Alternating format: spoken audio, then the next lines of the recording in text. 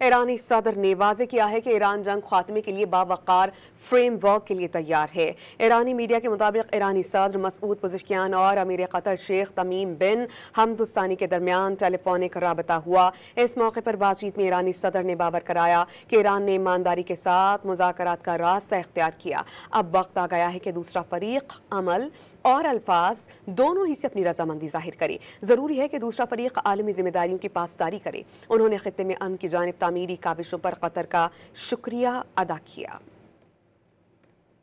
ایرانی صدر نے واضح کیا ہے کہ ایران جنگ خاتمے کے لیے باوقار فریم ورک کے لیے تیار ہے۔ ایرانی میڈیا کے مطابق ایرانی صدر مسعود پزشکیان اور امیر قطر شیخ تمیم بن حمد الثانی کے درمیان ٹیلی فونک رابطہ ہوا۔ اس موقع پر بات چیت میں ایرانی صدر نے باور کرایا کہ ایران نے ایمانداری کے ساتھ مذاکرات کا راستہ اختیار کیا۔ اب وقت آ گیا ہے کہ دوسرا فریق عمل اور الفاظ دونوں ہی سے اپنی رضامندی ظاہر کرے۔ ضروری ہے کہ دوسرا فریق عالمی ذمہ داریوں کی پاسداری کرے۔ انہوں نے خطے میں امن کی جانب تعمیری کاوشوں پر قطر کا شکریہ ادا کیا۔